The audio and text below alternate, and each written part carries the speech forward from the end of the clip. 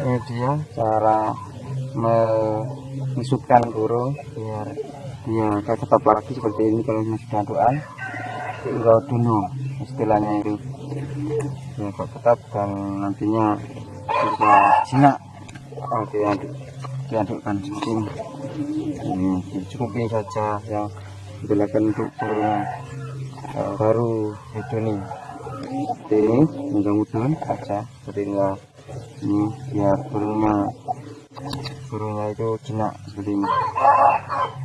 Nah, aduknya saja seperti ini.